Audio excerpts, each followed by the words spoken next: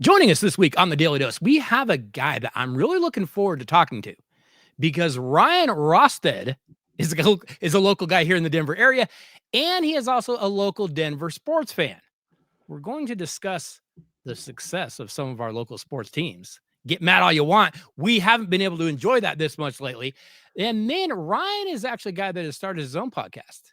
And it's very, very different from what we're doing here at the Dose, but he's doing some interesting things. And I like to help out fellow podcasters that are doing good work. And I think Ryan is doing that. Ryan Rostad, welcome to the Daily Dose. We are happy to have you here with us today. I'm super thrilled to be here, Clint. Thanks for having me. Pretty new to the podcast game, so I really appreciate you taking a stab with me here. And Of course. of course, Denver sports fans, we got to stick together, right? And Absolutely. Ryan, are you actually a Colorado native? yes and no. Yes and no. I'm a born again native. Let's call it Okay. that way. I Okay. was born in California. Lived there for a couple of years. Moved here. I've lived here most of my life. Did a little stint in Oregon. Came back here. So yes, while I'm not a true native, Yeah, I feel like a native and sure. associate like that. So yeah, no, always been Denver sports. I've been one of those guys that have never understood people that could live in the Denver area and root for a team like the Raiders or the Chiefs, the Lakers, See, all that. you're exactly right Mhm. there. Where did you go to school? You're here in Colorado. Where'd you go to school then? So I went to school, high school at Overland. Yep. I did a little time at Metro. So Okay. yep, just all in this little bubble. Lived in Yeah. Aurora, and I think the furthest I got away from Aurora was like the Lakewood area for a Okay. bit. But Yeah. yeah, no, it's pretty much been this. Yeah, Overland, and obviously I went to a couple different schools in other states. But yep, no, go Blazers. All right. All right. What teams did you grow up rooting for? Was it always Colorado teams? You didn't ever have that outside influence? So yeah, there was a little outside influence. So obviously, I mean, Broncos were always day one. Yeah. Like my mom was and is a massive Broncos fan. So Nice. every Sunday it's just religious, and I've Right. carried that over to my family for better or worse. It's As appointment it should viewing. be. Yes, exactly. Right now it's good. The previous whatever 10 years wasn't so good, but No. yeah. And then obviously, like the Nuggets, when I was growing up, they also weren't very good. But I loved the skyline and was drawn to that. The Avs, they were my number one because they came in. I believe I was 7 or 8 or so Okay. when they came 95. Yeah. in. Yeah, so I was able to watch them literally since day one. Haven't been able to Right. do that with the other teams. I guess the Rockies too, but the They only don't other care. teams I really rooted for, and they've always been secondary, were like the Anaheim Ducks for hockey. They were Okay. always my number two, Yep. and then unfortunately the Angels as well. So, Sure. but never a Dodger fan, never a Laker fan. When I lived in California, I was actually, I was on the outside of all the friends group because they were all Dodger fans. I was an Angel fan, Yeah. and we would do a school field trip to an afternoon Dodger game, and I'm the only one there in Angel stuff. So Nice. yeah, so Well, a little bit upsetting out. LA fans for years then. Yep. Hmm. Well, and we are, and I've got to mention this because we are living currently, right now, today, in a pretty nice era. We've got the Denver Broncos sitting on top of the AFC West, playing scary, but playing well, winning games, coming out on top at the end. We've got the Colorado Avalanche, are the hottest team in hockey. It isn't close. The gap from first to second is like the same as the gap from second to like 25. Like the Hmm. Avs are tearing it up. The Nuggets are banged up. They're injured, but that is a pretty nice roster that they have finally surrounded Nikola Jokic with. And then, we wish we had pro baseball in this team, but we don't. That's all right. We'll live with that. Hey, Hey, the our Savannah three, Bananas came here. Hey, they're here. yeah, I did hear that they did that. But our three big dogs, hey, we're kind of living in a fun era, an era I might add that people had better enjoy because this doesn't happen very often, does it? No, no. I was actually thinking about that this morning because obviously the Avs come off a big win last night, and Yeah, the Broncos again. Yeah, you said scary. It's horrifying. it's horrifying. It is a roller coaster every single week, but a fun roller coaster nonetheless. Yeah, you have three teams right now that are all in a championship window. Yeah, Obviously, if the Avs don't do it this year, it's going to be a disappointment. If yeah, The Nuggets, once they get healthy, like you said, they're banged up. They need to play a little defense, but Ugh. I'm confident they will figure all that out. They have the strongest roster they have had since the 23 team. Yep. So again, if they can get through OKC, they're going to do it. Yeah. OKC is scary, but Yeah, they are. And deep. the Nuggets, they have constructed that team to compete with them, at least, on paper. That's what it looks like. And then the Broncos, I guess one team that I did root for that I didn't speak of was the Oregon Ducks. They were always Right. Right. my college football team because I did Okay. spend a little time in Oregon. So I was a Bo Nix guy from the start, Sure. which turns into a very heated discussion every week on our group chat with the boys because Oh, they yeah. they like to fire me up anytime he makes a mistake, and it's like, hey, you don't talk to about our Lord and Savior Bo Nix like See, that, all right? see, exactly. Well, and people, and I understand. I think people were hoping for this massive jump in year 2. It's just that historically, that rarely happens. Guys don't always have a huge sophomore slump and a major dip, but usually they kind of stay around the same and maybe have a little bit of a dip. And when you look at Nick's, sometimes in games, people get frustrated and they're like, "Oh, I wish his footwork was better. I wish he was doing this better." Whatever. That's all well and good. Look at his record. Look at actually statistically what he's doing. Bo's going to be fine. He's got to figure some things out, but he's going to be just fine.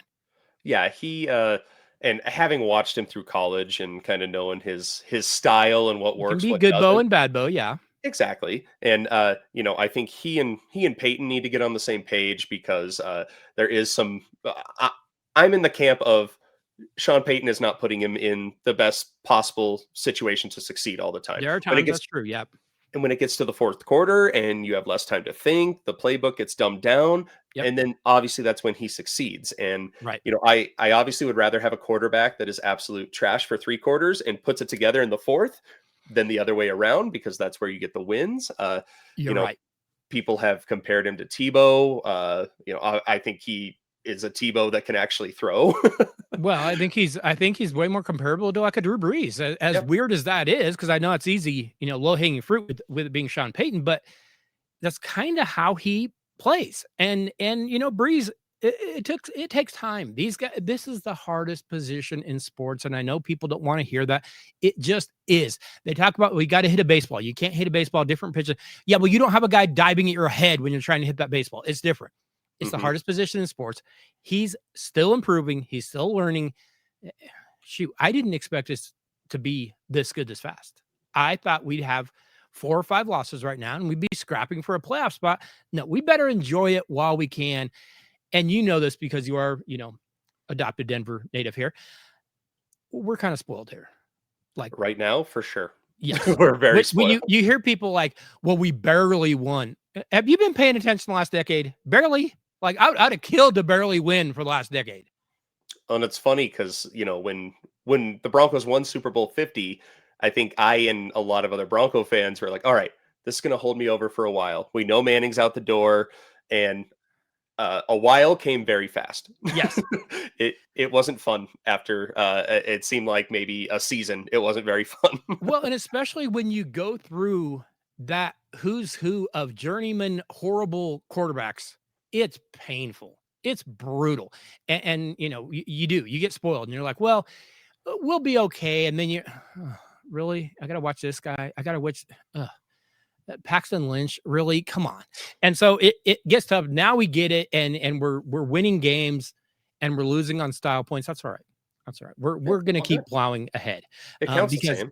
it absolutely does. Do you think anybody's going to remember, way back? Oh, they barely beat this. Who Hey, cares? We got to win. the 2015 team, they were winning games the same way. And No, Peyton was not playing very good football.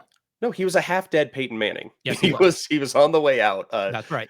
He was throwing ducks left and right, Yep. and Osweiler had to come in and save the day for a few weeks there, and until last week of the regular season, I believe, and then Manning took back over. But yeah, and people will make the comparisons of this year's defense to the 2015 defense, and I can see that on paper. Except the 2015 defense, they were getting multiple turnovers a game. It seemed like key turnovers. Now, in the last couple of weeks, turnovers have been getting a little better for this year's defense. Yeah. If they could snag a few more here and there, then the comparisons could start. But Agree. it's fun to have that conversation because Yeah. we've been in the, in football purgatory We've for been a giving up decade. 70 points to the Miami Dolphins. So yes, you're right. And I actually saw somebody joke, they're like, it's funny that that game turned around the Broncos and killed the Yeah. Dolphins. And killed the Dolphins at the same time, which is just perfect. It couldn't have happened any better. We've gotten to see our Broncos ruin a few teams and the Dolphins, the Giants this year. Hey, these things sometimes happen. All right, Ryan. You started down a path which has ended up with you starting your own podcast. Take me back. We haven't mentioned exactly what your podcast is about. But we're going to get to that. How did this get started? Break down. What is your podcast doing? What's it called? Give me the background. So the podcast is called the Roasted Snow Horror Show. Obviously, my Okay. last name is Roasted, Yep. or it's Rostad. Everybody Rostad, thinks but it's Roasted. It might be okay. Roasted by the end of this. I don't know. Yeah. But uh, my co-host name is Chris Snow. So Roasted Snow. Those kind of play into what we're doing with this show. So obviously, I'm a big sports guy.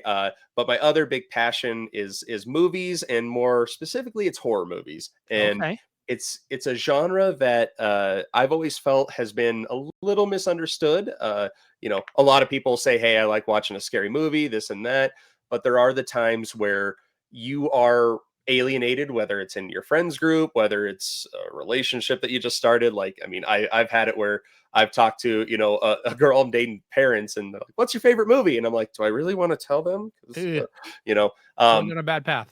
right, right. And so we wanted to make this spot to have a conversation about horror movies. And because Chris and I, we actually met through a mutual friend. And so we weren't close or anything. He's a great dude, except he's a Packer fan. So, Eh. All right. We'll we cut all, him some slack. we all make mistakes. It's Of okay. Uh, course. and we really started bonding, and our friendship really started taking over when we started talking deeply about horror movies. And, a 5-minute conversation would have turned into a 2-hour thing. And so we started thinking, we're like, okay, we got something here. Neither of us have experience in podcasts whatsoever, so it was kind of an idea for a while. And then timing was bad, and then all of a sudden we just came together and we're like, hey, let's just commit, let's do this, and let's put our effort into it. And there's a ton of horror movie review podcasts Yeah. for everything out there.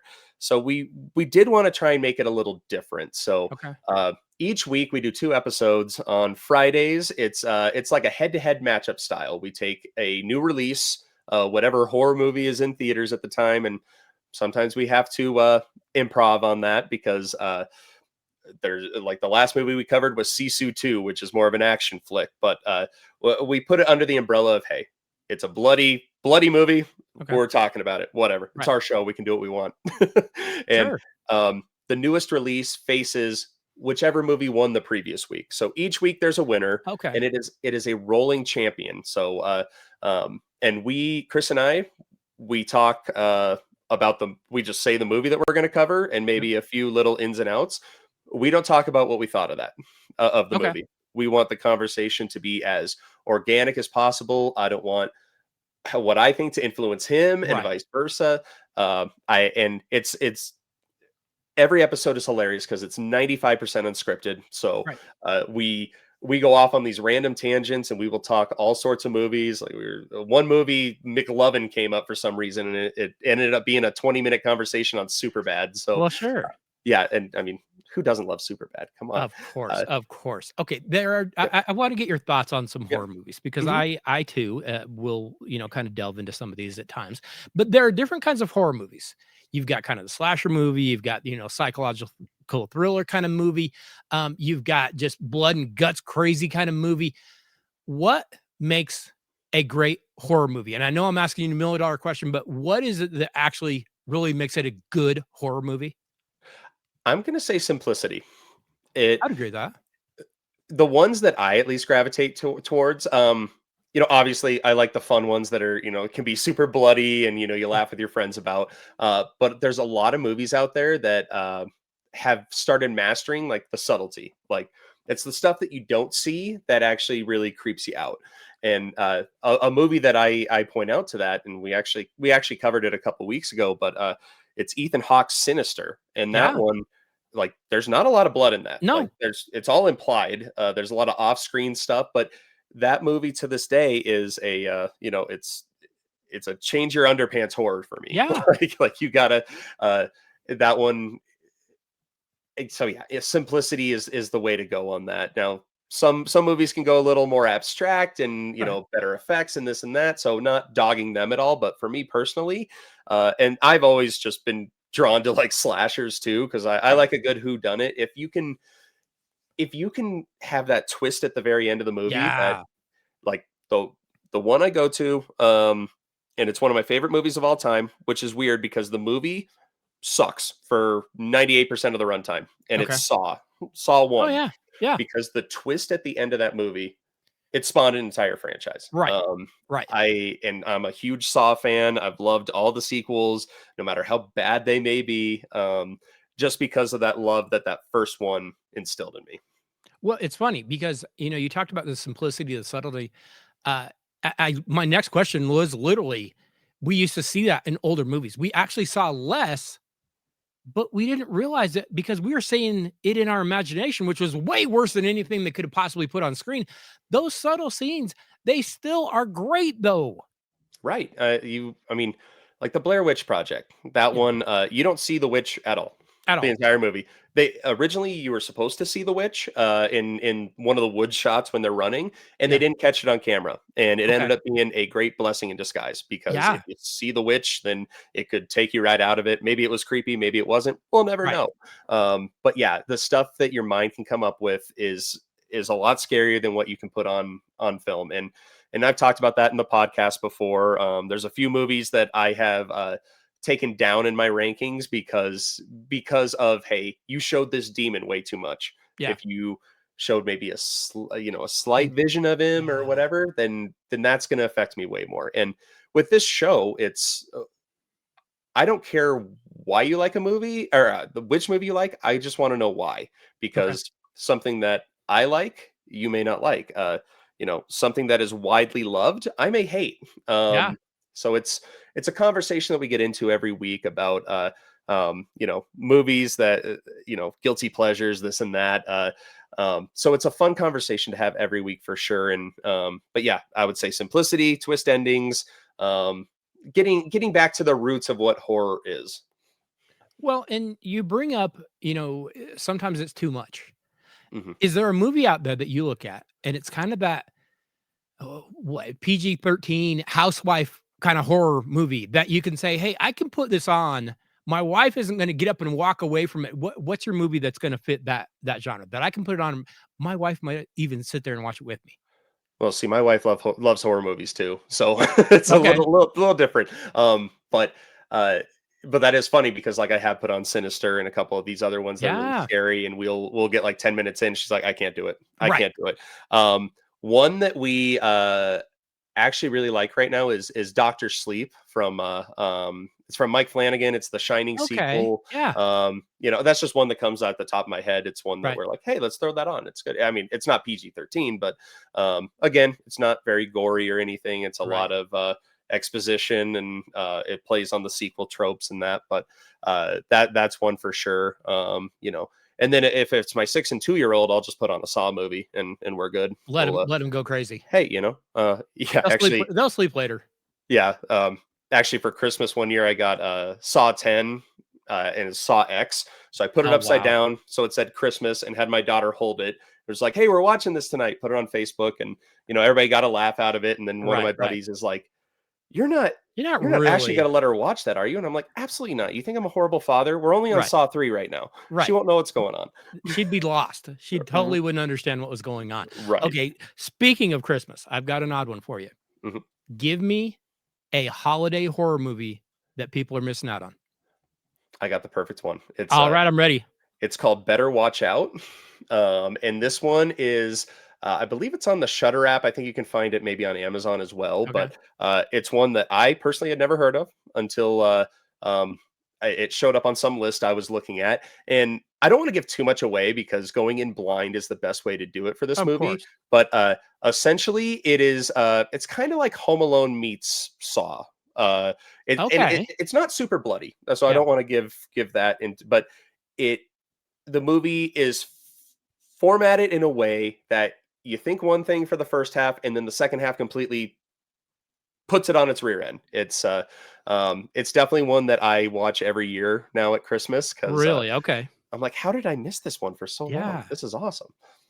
Okay, I've got another one for you. Mhm. Movies that are widely hated, people don't like them, and you're like, "I kinda got a soft spot for that movie." What's the movie that you like that no one else likes? Halloween Resurrection. Oh, yeah. That one. Yep. So, and that one, like, I can look at it now and say, like, okay, that movie's horrible. But Yeah, that was the first movie that my brother and I snuck into, R-rated movie that we snuck into. okay. So the whole time we just thought it was the coolest thing ever. And there's this cheap jump scare at the end where his eyes open on a coroner's table, and we couldn't sleep that night because Of we were, course. I don't know if we were stressed out because of what we just did or Right, right, what, right. but every time I closed my eyes, I saw his eyes open. And I mean, this movie is dumb. It has Busta Rhymes in it. Jamie Lee Curtis wanted nothing to do with it, but was contractually obligated to show up for like 5 minutes. It and that's my go-to and I've used that on the show too, because I'm like, if I like that movie, Yeah. I don't care what you like, because I just want to know why. I think when there's a movie that you like, when you're especially that age, that kinda 12, 13 kinda range, you've either gotta go back and watch it again and decide, or you've gotta, like, kinda understand your memory's probably at least a little bit flawed. Like, every once in a while, you'll go back and watch one and be like, "No, it still holds up." Or you'll go back and you watch a movie and be like, "Okay, I was 12. Like, what'd you Well, want from me?" and there is that fact with Halloween Resurrection. But having said that, I'll turn it on and I'll You're watch still it gonna start watch to it. finish. I love that movie. Okay, And I don't care. yeah, I'm gonna flip it. Hmm. Is there a movie that is popular, that actually does well, that you're like, "Man, this is terrible. I can't watch this." Oh yeah, there's a few that I'm thinking of. And actually, I mean, Hereditary's one, but it's kind of flipped because I love it, but Okay. like everyone I've shown it to hates it. Interesting. And Interesting. the majority of people end up really liking it. I guess it's not a one, and it's just because a new one's coming out, but it's not a horror movie, but Avatar. I have never liked Avatar. um, I I saw haven't the seen it. first. I saw the first one in the IMAX, the 3D. The See, obviously it was beautiful, yeah, but it was like 3.5 hours. right. That's why I didn't see it. Hmm. And everybody's like, "Oh, you haven't seen Avatar?" And I'm like, "No, and I don't want to." If it was more of a horror movie, maybe I'd watch that, but I don't care enough. All Right, right, right, I'm gonna ask you a really difficult question. That's why we have you here, though. right. You don't have to say end all be all, but I'm gonna put you on the spot. Favorite movie ever? I know it's like picking your favorite kid. You have to go down. It's going on, on your website. You're putting it down, saying this is the one. What's the movie you're going with? What hill are you gonna die on? Scream. Yeah, That one, good pick. and that one, and again, it's one that I saw way too young, and I shouldn't have seen it. Sure, So it's sure. one of those, like you brought up, like you go back and this one still holds up for It holds sure. up. And this one, though, I mean, this is kind of my introduction to horror too, and maybe it's why I gravitate towards this. It Yeah. was like I was in elementary school at the time, and we were having a sleepover with a couple of the guys that were on the baseball team, the school baseball team, and the kid that we were staying with, his parents went to bed, and he comes downstairs. He's like, "Guys, mom and dad just went to bed. They rented the VHS of Scream." And I'm like, "What's that?" Oh boy. And then so we watched that first scene, and that first scene is so just imprinted in my Yeah. mind. I was so scared. That was the first time I really felt like fear from a movie. So Yeah. it was an interesting feeling. And then I kid you not, the moment that first scene is over, the rotary phone rings in his basement. So That is great. it took us about, maybe 15-20 minutes to calm down after that, but we did finish the movie. Okay. And then that led into Scream 2. I don't know how, but my dad let me rent it one time. I don't know how. My mom was probably pissed at him, Yeah. and that was, then I fell in love with those characters. And so I always have to go with Scream. I love the sequels that have come from it. Obviously I like some more than others. But just the meta aspect, the writing, especially as I've gotten older, I've been able to appreciate that more. And because there's jokes you don't get as a kid, now you're like, Right. oh, that's Oh, awesome. that's what Yeah, they were saying. that's Yeah. what you meant. So that's probably That's a my end. great pick. That's my end all be all. Probably, if you gun to my head, that's what I'm picking. That's a really, really good pick. Was that was then like the kind of first real horror movie you saw? Yep. Kind You of got a good one at least. going in on the deep one early. Yeah, yeah. I saw The Shining when I was very young and had never seen a horror movie, didn't know. And I was like, oh, same thing. Like that when you close your eyes, that's all you're saying. That's all you're saying. But it kind of you're either all in or you're I'm never doing that again kind of thing. Hmm. Especially in those formative years when you're younger and you probably saw it a little too early. All right, I got one more for you. Yep. The guilty pleasure. You don't want to admit it. You don't want to admit you like it, but you're going to watch it. You're going to put it on anyway, and you just might keep it to yourself. What's your guilty pleasure horror movie? My guilty pleasure horror. Well, I mean, Halloween Resurrection. Obviously, we already Of talked about course, it, of course. but if I had to pick another one, man, that was a tough one. Let me see, because usually, yeah, it's Halloween Resurrection. That's the end of that conversation. Right, But right. they're like, I don't want to talk to you anymore. You like See, that movie? and I still go back to some of those Friday the 13th that I'm like, they're so dumb and they're so campy and they're so idiotic, and I will still watch them. They're Hmm. on like I'm gonna watch them. They're dumb. I don't care. Absolutely. And there, with horror, there are a ton of those movies. Yeah. I mean, I'm a big found footage guy. I love the found Okay. footage genre. A lot of people don't, and I totally respect that. It's not for Yeah. everybody.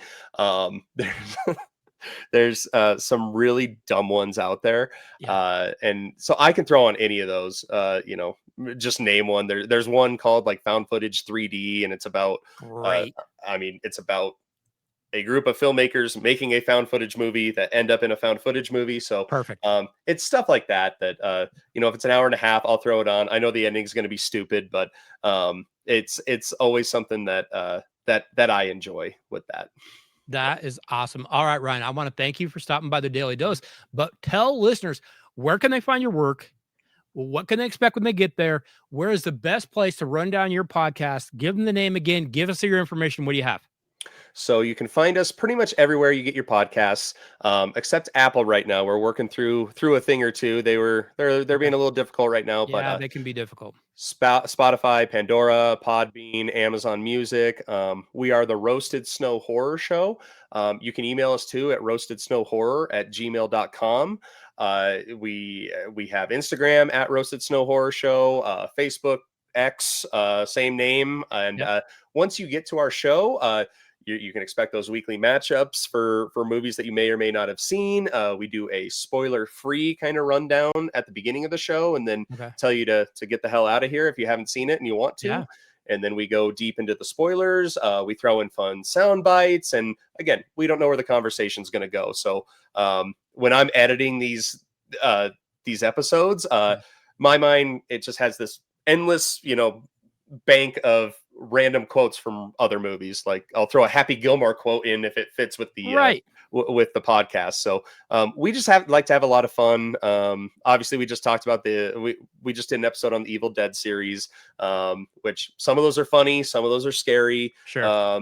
But we like to keep it light. We want new people that haven't been into horror. We want the horror vets, and we just want to start the conversation. So one of the posts that we had on Facebook, I get about 4 new comments a day, and it's a war zone in there between two movies. Yeah.